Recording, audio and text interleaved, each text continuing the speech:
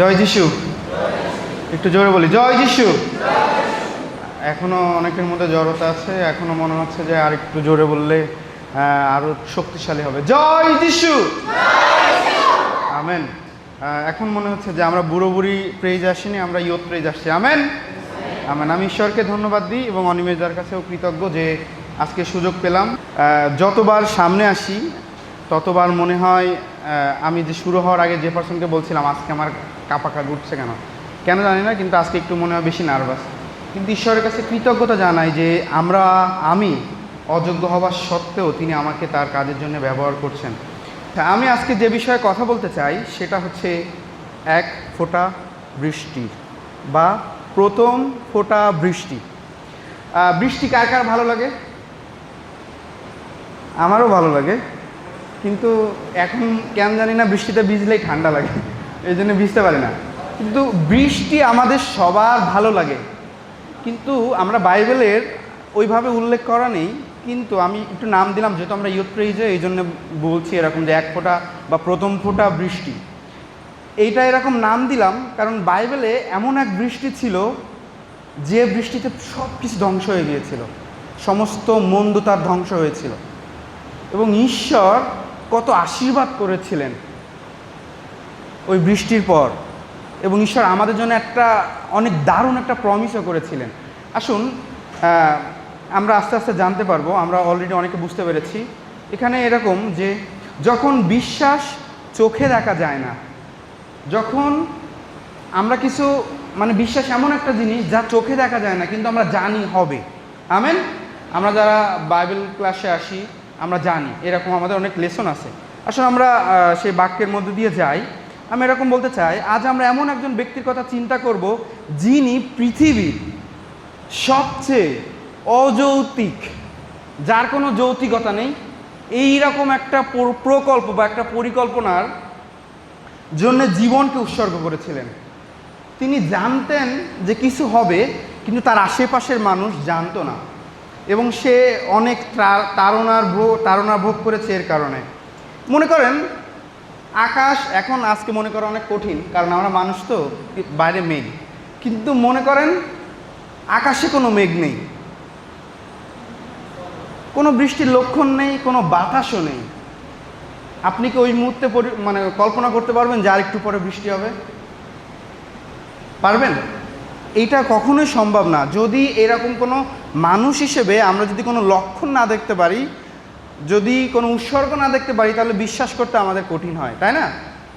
এইরকম সময়ে ঈশ্বর তিনি নোহের কাছে আসলেন। তিনি নোহের কাছে এসে বললেন, নোহ যাও আর বড় জাহাজ বানাও। কারণ ওই সময় এইরকম একটা সময় ছিল, ওই সময় তখন হিংসা, দুর্নীতি, অবাধ্যতা, যত সব পাপ আছে সমস্ত পাপ ওই সময়ে ছিল। এবং ঈশ্বর সেই সব খারাপ মানুষের মধ্য দিয়েও দেখলেন যে নোহ সেই ঈশ্বরের বাধ্য। এবং নোহর কাছে ঈশ্বর আসলেন এবং ঈশ্বর নোহকে বললেন যেন নোহ একটা জাহাজ বানায়। আপনি কল্পনা করুন যে ঈশ্বর বলছে, টিটু মামা আছে, টিটু মামা, হ্যাঁ, যদি ঈশ্বর টিটু মামার কাছে আসে এবং টিটু মামার 2-3টা পাহাড় আছে বান্দরবন, এখন টিটু মামাকে যদি ঈশ্বর বলে যে টিটু তুমি যাও এবং তোমার পাহাড়ের চূড়ায়, পাহাড়ের উপরে ওখানে একটা জাহাজ বানাও, এর থেকে অযৌক্তিক কোনো কথা আমরা মানুষ হিসেবে উপলব্ধি করতে পারি না। না, জাহাজ কি বৃষ্টি হলেও ডোবে? আর জাহাজ কি পাহাড়ে থাকার জিনিস নাকি নদীতে থাকার জিনিস? নদীতে না। সাধারণত জাহাজ বানায় কিন্তু নদীর আশেপাশে বা সমুদ্রের আশেপাশে। কিন্তু ঈশ্বর নোহকে এমন একটা চ্যালেঞ্জ দিলেন যে তুমি যাও এবং তুমি সে জাহাজ বানাও। আর নোহ কি বাধ্য হয়েছিল না? আমরা জানি নোহ বাধ্য হয়েছিল। যদি আমরা বর্তমান পরিস্থিতির কথা শুনি, ঈশ্বর কিন্তু নোহর কাছে এসেছিল এবং নোহ ঈশ্বরের রব শুনেছিল, ঈশ্বরের রব নোহ শুনেছিল এবং সাড়া দিয়েছিল। যদি আমরা বর্তমান পৃথিবীর দিকে দেখি, তাহলে আমরা কিসের রব শুনি? সোশ্যাল মিডিয়া, রাজনীতি, বন্ধুবান্ধবের মতামত আর সমাজের চাপ। এই রবগুলো শুনি না আমরা, এই সবসময় আমাদের এই যে চারটা পয়েন্ট, সোশ্যাল মিডিয়া, রাজনীতি, বন্ধুদের মতামত আর সমাজের চাপ, এই চারটা জিনিস 24/7 আমাদের মাথার মধ্যে ঘুরপাক করতে থাকে, সব সময় ঘুরপাক করতে থাকে। আপনাকে আমি বলতে চাই, আপনাদের সবাইকে বলতে চাই, আপনি কি ঈশ্বরের রব শুনতে পান এই চারটা চাপের মধ্যে দিয়েও? খুব কঠিন। আমরা যদি কল্পনা করি, আমরা যদি ভাবি, তাহলে সেই নোহের সময়ের থেকেও খারাপ সময়ের মধ্যে আমরা যেতে যাচ্ছি, কারণ যীশু খ্রিস্ট শীঘ্র আসবেন। Amen, amen. এই জগতের চাপে আমরা ঈশ্বরের রবকে শুনতে পাই না, কিন্তু আমাদের উচিত যেন আমরা ঈশ্বরের রব শোনার প্র্যাকটিস করি, আমরা যেন তার বাধ্য হই। বিশ্বাস কিন্তু প্রমাণের আগে কাজ করে। আমি একটু আগে বললাম না, আমরা যদি বিশ্বাস করি তাহলে আমরা যেটা বিশ্বাস করব সেটার ফলাফল আমরা পাবো। যদি আমরা ঈশ্বরের উপর বিশ্বাস রাখি তাহলেই আমরা তার উত্তর পাবো। নোহ কিন্তু ওই সময় যখন ঈশ্বর নোহের কাছে এসেছিল, নোহ কিন্তু কোনো প্রশ্ন করেনি। যে নোহ, আমি থাকলে তো 1000টা প্রশ্ন করতাম। আমি কইতাম, ভাই এটা ঈশ্বরের রব না, এটা অন্য কারোর রব, মানে শিওর আমি এরকম ভাবতাম না। আমরা এইরকমই ভাবতাম যে এটা হয়তো বা ঈশ্বরের রব না, কিন্তু নোহ বিশ্বাস করেছিল এবং নোহ কোনো প্রশ্ন করেনি যে কেন, কোথায়, মানে জল কোথায়, আমি যে জাহাজ বানাবো সেই জলটা কোথায়, আর মানে আমি যে জাহাজ বানাচ্ছি, এই যে ওই জায়গাতে জাহাজ বানাতে বলছো, মানুষ আমাকে কি বলবে। আমি কিন্তু এগুলোই ভাবতাম। আমরা সবাই মোটামুটি, আমার মনে হয় যে আমরা সবাই ভাবতাম যে ঈশ্বর যে এই কথাটা বলছে, তাহলে মানুষ আমাকে কি বলবে। আমরা যদি ইব্রিয় তার 11:7 দেখি, আমি সারাংশ বলছি। এখানে এরকম লেখা আছে যে বিশ্বাসের দ্বারা নোহ যা করেছিল সম্পূর্ণ ঈশ্বরের উপর বিশ্বাস রেখে। আমেন। প্রিয় ভাই বোন, আপনি আমি ঈশ্বরের উপর বিশ্বাস রেখে অনিশ্চিত বিষয়ে বিশ্বাস করতে পারি কিনা? আমেন। আমাদের খ্রিস্টীয় বিশ্বাস হিসেবে আমাদের এই বিশ্বাস অবশ্যই থাকা উচিত। আমরা প্লেনে উঠেছি কয়জন? ওয়াও। আমরা প্লেন দেখেছি কয়জন? প্লেন আকাশে ওড়ে নাকি মাটি দিয়ে যায়? আকাশে ওড়ে না?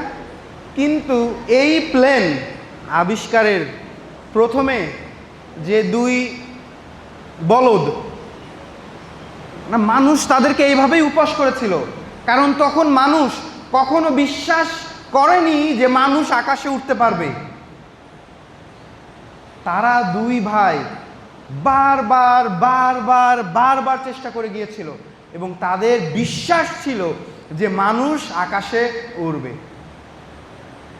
তারা চেষ্টা করেছিল, তারা বারবার চেষ্টা করেছিল। তাদের এই বিশ্বাস, তাদের এই উৎসাহ, তাদের এই চেষ্টা জন্যে আজকে আমরা আকাশে উঠতে পারছি। এই যে দাদা প্ল্যান করছে ফিলিপাইন যাবে, আমি 2 দিন আগে থাইল্যান্ড থেকে আসলাম আকাশ দিয়ে, না? যদি ওই 2 ভাই এই চেষ্টা না করতো, নোহের মতো, আমি বলবো এরকম, যদি নোহের মতো যদি চেষ্টা না করতো, যদি তাদের বিশ্বাস এভাবে না থাকতো, তাহলে কোনোভাবেই আমরা আজকে এই উপকার ভোগ করতে পারতাম না। পারতাম না। নোহ কিন্তু একই চেষ্টা করেছিল। নোহ সবাইকে গিয়ে বলেছিল যে যেন তারা মন ফিরায়, যেন তারা ঈশ্বরে বাধ্য হয়, কিন্তু কেউ শোনেনি। কিন্তু ঈশ্বর বাধ্য হয়ে সেই মহা প্লাবন নিয়ে এসেছিলেন এবং তারপরে কিন্তু ঈশ্বর আমাদেরকে আশীর্বাদ করেছেন। আমরা কিন্তু সে আশীর্বাদের সন্তান। Amen, amen. আমরা কখনো যেন আমাদের বিশ্বাসের জায়গা থেকে সরে না যায়। আমেন। পাশের জনকে বলেন, বিশ্বাসের জায়গা থেকে কখনো সরে যাবা না।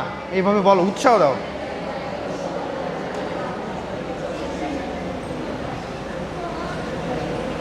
মানুষ হিসেবে এরকম হতে পারে, অনেকে আপনাকে আমাকে বুঝবে না। যখন আমরা ঈশ্বরে বাধ্য হতে চাই, শয়তান কিন্তু তখন বেশি কাজ করে, না?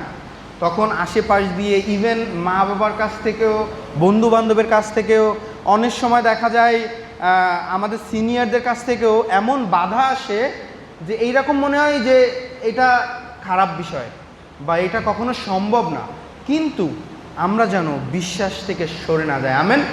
যেন আমরা মানুষের কথা নয়, কিন্তু ঈশ্বরের আহ্বানে যেন আমরা স্থির থাকতে পারি। আমেন।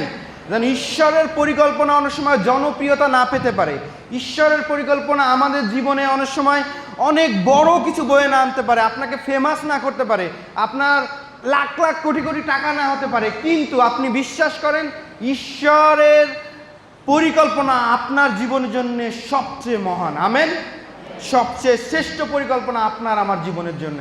যেন আমরা ঈশ্বরের সে রব শুনি এবং আমরা ঈশ্বরের বাধ্য হই। সবসময় কিন্তু বাধ্যতা সহজ বিষয় না, বাধ্যতা কখনোই সহজ বিষয় না, বাধ্যতা কখনোই সহজ বিষয় না। আমরা সবসময় দেখি যে সবচেয়ে খারাপ বিষয়গুলো সবচেয়ে সুন্দর মনে হয় আমাদের কাছে। সবচেয়ে খারাপ বিষয়গুলো আমাদের জীবনে মোহ হিসেবে নিয়ে আসে। সবচেয়ে খারাপ বিষয়গুলো আমাদের জীবনের জন্যে অনেক বড় বড় বিপদ নিয়ে আসে। আপনি দেখবেন যে রাস্তায় বিষ বিক্রি হয় না, কুটকুট করে খাই কি সমস্ত বলে না, বিজ্ঞাপন দেয় না, ওর ওই যে প্যাকেজিংগুলো দেখবেন বা ওর বিজ্ঞাপনগুলো দেখবেন যে কত সুন্দর, কত সুন্দর ওই বিজ্ঞাপনগুলো, কিন্তু খারাপ বিষয় আমাদেরকে ঈশ্বরের কাছ থেকে অবাধ্যতায় নিয়ে আসে। আমরা ঈশ্বরের অবাধ্য হয়ে যাই যখন আমরা ওই খারাপ বিষয়ের মোহে পড়ি। আমরা নোহের বিষয় দেখতে পাই যে এই বিষয়টা মানে এই বাইবেলের পদটা অনেক দারুণ একটা পদ। আমি পাঠ করছি আদি পুস্তক 6:22 পদ। ওখানে এরকম লেখা আছে, ঈশ্বর তাহাকে যাহা যাহা আদেশ দিয়েছিলেন তিনি সেই রূপ করিলেন। কি করলো? ঈশ্বর নোহকে যা যা আদেশ দিয়েছিল তার কিছু অংশ করলেন। তাইলে কি করলো? যা যা আদেশ দিয়েছিলেন সমস্ত কিছু করেছিলেন, সব কিছু করেছিলেন, এবং তার ফলাফল আমরা অবশ্যই জানি। তিনি কিন্তু নোহ কিন্তু সেই নিজের পরিকল্পনা বা নিজের মডিফাই করে করেনি। নোহ হয়তো ভাবতে পারতো যে ঠিক আছে, পাশেই তো সাগর আছে, আমি সাগরের পাশে গিয়ে করি, নৌকাটা বানায়, বা ঈশ্বর করছে এরকম, এইটা মনে হয় তো আসলে ঈশ্বরের অন্য কোনো পরিকল্পনা আছে, আমি না করি। বা নোহ ভাবতে পারতো যে কিছুদিন পরে শুরু করি, কিন্তু না, ঈশ্বর যেভাবে আদেশ দিয়েছিলেন নোহকে ঠিক সেইভাবে পালন করেছিল। আমরাও কিন্তু এখন আমরা ঈশ্বরের কাছ থেকে অনেক আশীর্বাদ যাচনা করি না, ঈশ্বরের কাছে অনেক প্রার্থনা চাই, কিন্তু আমরা প্রার্থনা করার আগে, আশীর্বাদ চাওয়ার আগে আমাদের ভাবা উচিত আমরা ঈশ্বরের বাধ্যতায় চলতে পারবো কিনা। আমেন। আমেন। আমরা যেন ঈশ্বরের সে বাধ্যতায় চলতে পারি। ঈশ্বর আজও মানুষকে একইভাবে ডাকছেন। ঈশ্বর আজও মানুষকে, ঈশ্বর আজও আমাদেরকে তিনি একইভাবে আহ্বান দিচ্ছেন যেন আমরা তার রব শুনি। এবং এই চারিপাশে অনেক কিছু দেখছেন না, আমাদের দেশের অবস্থা, আমাদের দেশের অবস্থা নিয়ে আমরা কি আনন্দিত? কে কে আমাদের দেশের বর্তমান অবস্থা নিয়ে আনন্দিত? আমরা কেউই আনন্দিত না। তাহলে এখনো ঈশ্বর আপনাকে ডাকছেন যেন আমাদের এই জাতি পরিত্রাণ পায়, যেন আমরা সেই প্রমিস, সেই রংধনু যেন আবার আমরা দেখতে পাই, সেই আশা যেন আমরা আবার দেখতে পাই। ঈশ্বর আপনাকে আমাকে ডাকছেন। নিজেকে নিজে প্রশ্ন করুন, আপনি আমি ঈশ্বরের সে বাধ্যতায় যা যা তিনি আমাদের আদেশ দিয়েছেন সেই সব করার জন্য আমরা প্রস্তুত আছি কিনা? আছি?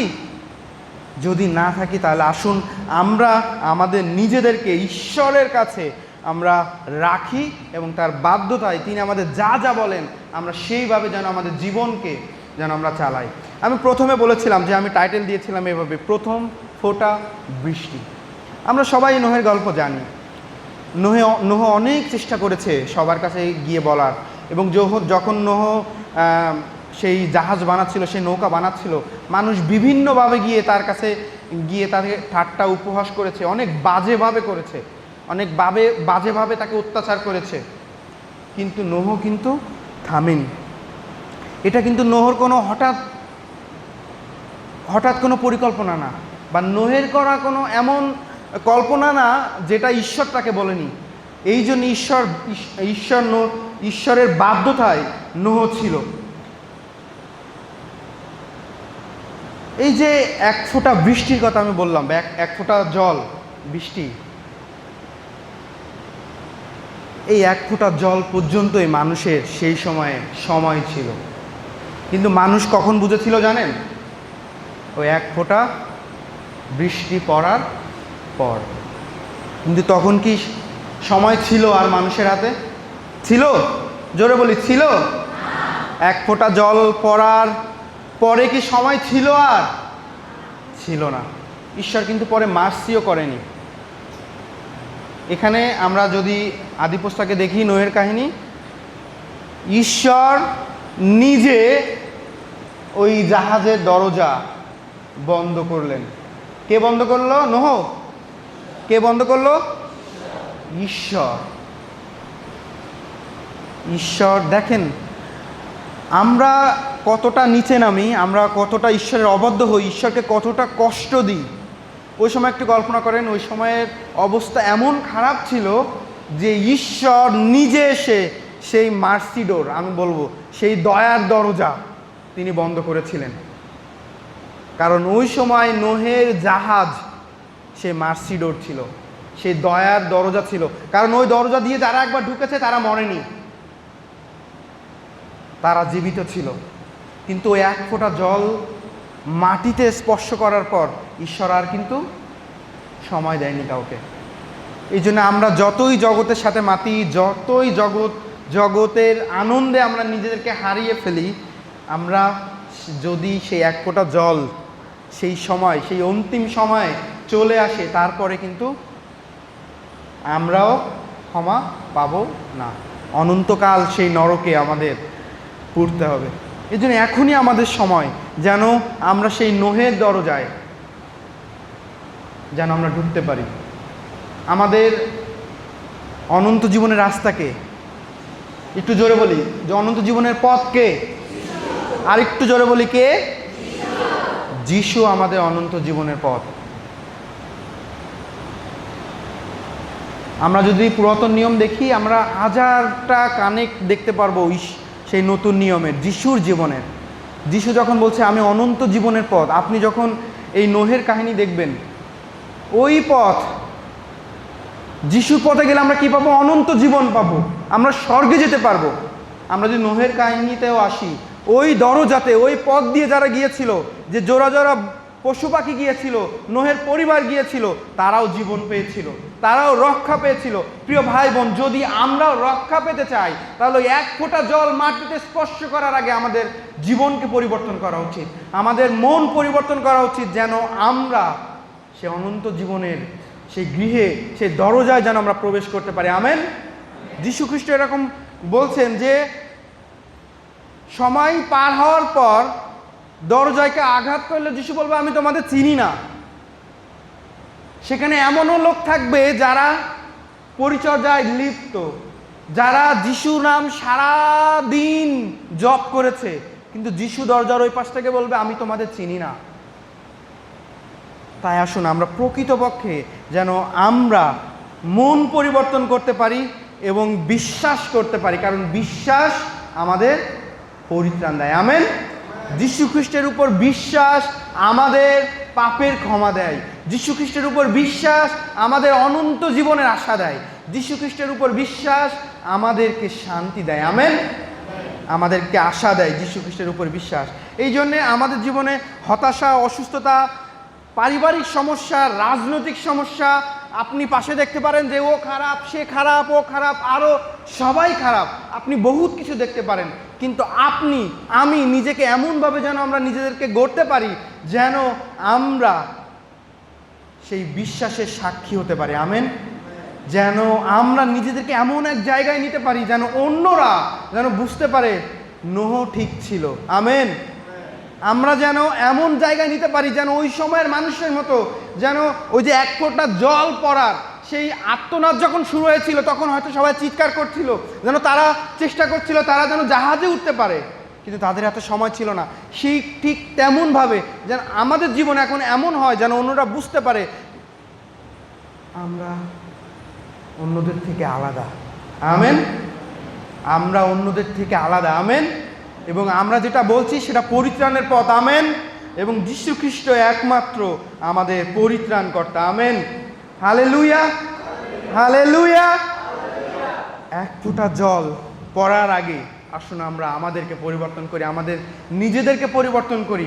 আমরা সেই জগতের চাহিদা, জগৎ থেকে বের হয়ে আমরা আমাদের জীবন ঈশ্বরের উপরে রাখি। আমেন। যেন আমরা সেই গৃহে প্রবেশ করতে পারি, যেন আমরা অনন্ত জীবন পাই। 3টা প্রশ্ন আমি আপনাদের করতে চাই। আপনি ঈশ্বর আপনাকে কি এমন কোনো দর্শন দিয়েছে বা এমন কিছু বলেছে যেটা আপনার কাছে অযৌক্তিক মনে হচ্ছে, যেটার আপনার কাছে কোনো মানে নেই? ইভেন এরকম হতে পারে আপনি চাচ্ছেন আপনি ডাক্তার হবেন, কিন্তু ঈশ্বর চায় আপনি যেন মণ্ডলীতে পরিচর্যা করেন। বা আপনি চাচ্ছেন আপনি পুলিশ হবেন, কিন্তু ঈশ্বর চান যেন আপনি ডাক্তার হতে পারেন। বা ঈশ্বর আপনাকে অন্যভাবে ব্যবহার করতে চান, ঈশ্বর আপনাকে আহ্বান দিচ্ছেন, কিন্তু আপনি সেটা বুঝতে পারছেন না, আপনার কাছে সেটার কোনো মূল্যই নেই, হয়তো বা আপনি সেটা ঘৃণাই করেন। এই রকম কোনো বিষয় আছে কিনা? আসুন আমরা সবাই চোখ বন্ধ করি এবং আমি যে 3টা প্রশ্ন করব আপনারা একটু ভাবেন, একটু চেষ্টা করেন ভাবার। এবং এই সময় ঈশ্বরের এবং আপনার, যেন নোহ যেমন ঈশ্বরের রব শুনেছিল, আপনি যেন বুঝতে পারেন যে এটা ঈশ্বরের কথা। এই রকম কি কখনো আছে? আপনি নিজেকে প্রশ্ন করুন যে ঈশ্বর আপনাকে বলেছে, কিন্তু আপনার কাছে সেটা সবচেয়ে অযৌক্তিক বিষয় বা সবচেয়ে তাচ্ছিল্যকর বিষয়, কিন্তু ঈশ্বর আপনার জীবনে চান। আসুন আমরা একটু কল্পনা করার চেষ্টা করি, আমরা একটু ভাবি আপনার হৃদয়ে এমন কোনো উপলব্ধি আছে কি না।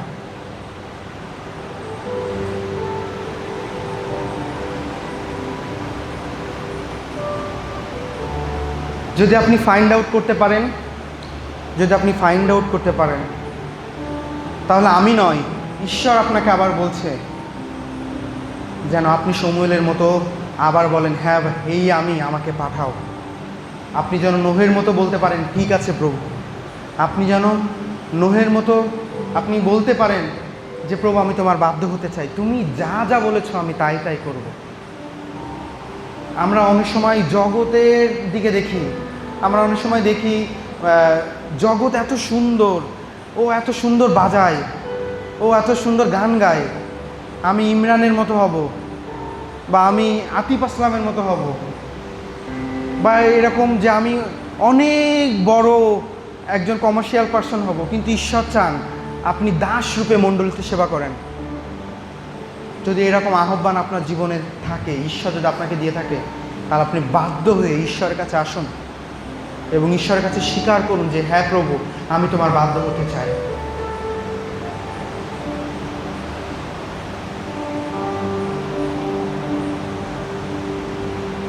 আমি দ্বিতীয় প্রশ্নটি এরকম করতে চাই, আপনি অলরেডি ঈশ্বরের বাধ্য, বা ঈশ্বর আপনাকে যেটা বলেছে, যে আহ্বান দিয়েছে, সেটা আপনি আপনার বন্ধু বান্ধবের কাছে বলেছেন বা কারোর কাছে বলেছেন, কিন্তু তারা আপনাকে নিয়ে হাসাহাসি করছে, তারা আপনাকে নিয়ে উপহাস করছে।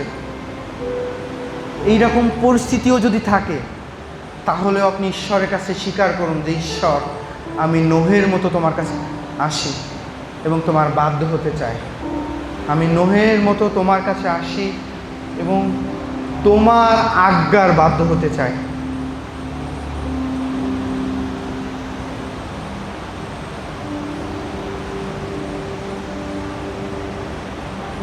এবং আমি একটি আহ্বান আপনাদের দিতে চাই,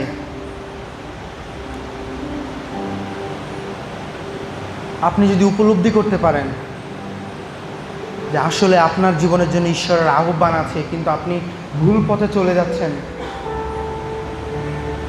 তাহলে প্রিয় ভাই বোন, ঈশ্বরের পরিকল্পনা আপনার জীবনের জন্য আছে এবং যিশু দুহাত বাড়িয়ে আপনার জন্য দাঁড়িয়ে আছেন। আপনি কখন তাকে সাড়া দেবেন এবং তার বাধ্য হবেন, কারণ তিনি আপনার আমার জন্য চিন্তা করেন। নোহ কিন্তু 1 মাসে জাহাজ বানায়নি, বা খুব সহজেই না। বছরের পর বছর লেগেছিল নোহর, আর এই বছরের পর বছর নোহ অন্যদের কাছে উপহাসের পাত্র হয়েছিল, পাগল হয়েছিল। আসুন আমরাও বছরের পর বছর অপেক্ষা করি এবং নিজেদেরকে প্রস্তুত করি সে নোহের জাহাজের মতো, যেন সে মহাপ্লাবন আসলেও আমরা ডুবে না যাই। আসুন ঈশ্বরকে আমরা উত্তর দিই, হ্যাঁ প্রভু, আমরা তোমার বাধ্য হতে চাই, তোমার আহ্বানে আমরা বাধ্য হতে চাই। আপনি হয়তো এমন এক পরিস্থিতিতে আছেন যে কিছুই বদলাচ্ছে না, আপনি অনেক স্ট্রাগল করছেন, অনেক খারাপ সময় যাচ্ছে, ইভেন আপনার কোনো প্রার্থনার বিষয় আপনি উত্তর পাচ্ছেন না। আপনার চারিপাশের মানুষ, আপনার আপনজন আপনাকে ভুল বুঝছে। কিন্তু প্রিয় ভাই বোন, ঈশ্বর আপনাকে যে আহ্বান দিয়েছে, ঈশ্বরের যে পরিকল্পনা আপনার আমার জীবনে আছে, আসুন সেই পরিকল্পনায়, সেই আহ্বানে আমরা স্থির থাকি। কারণ ঈশ্বর যা বলেছেন তা একদিন না একদিন আপনার জীবনে ঘটবেই। কারণ আমাদের ঈশ্বর এক ঈশ্বর, এবং আমাদের ঈশ্বর আমাদের যা বলেন তিনি তা করেন। তিনি দয়ার ঈশ্বর এবং তিনি রাজাদের রাজা। তার কাছে অসম্ভব বলে কিছু নেই। হয়তো হতে পারে আমি কেন এখনই উত্তর পাচ্ছি না, কিন্তু ঈশ্বর সঠিক সময় আমাদের জীবনের জন্য সঠিক বিষয় দিয়ে থাকেন। আসুন আমরা আমাদের বিশ্বাস ধরে রাখি, আমাদের আস্থা আমরা ঈশ্বরের উপর ধরে রাখি এবং আমরা প্রতিনিয়ত প্রার্থনা করি, আমরা চেষ্টা করি, আমরা তার বাধ্য থাকি যেন আমরা মহাপ্লাবনে রক্ষা পাই, যেন সে এক ফোঁটা বৃষ্টি পড়ার আগে যেন আমরা রক্ষা পাই, যেন আমাদের আহাজারি না করতে হয় যে প্রভু আর তো সময় নেই।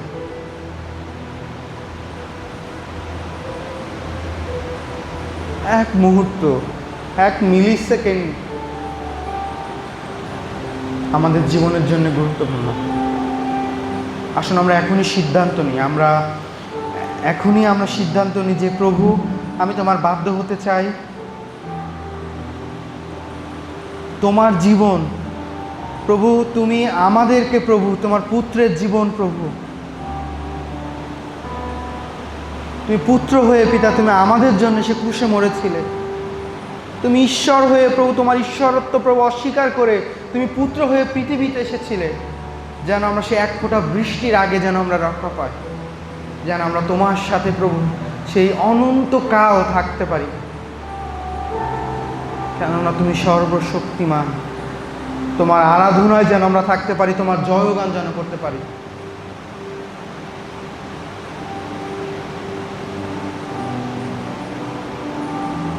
আসুন প্রিয় ভাই বোন, আমরা স্বীকার করি, আমরা মনে মনে, আমরা মুখে আমরা স্বীকার করে বলতে পারি যে হ্যাঁ প্রভু,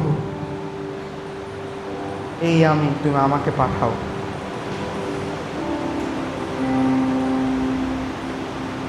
হালেলুয়া।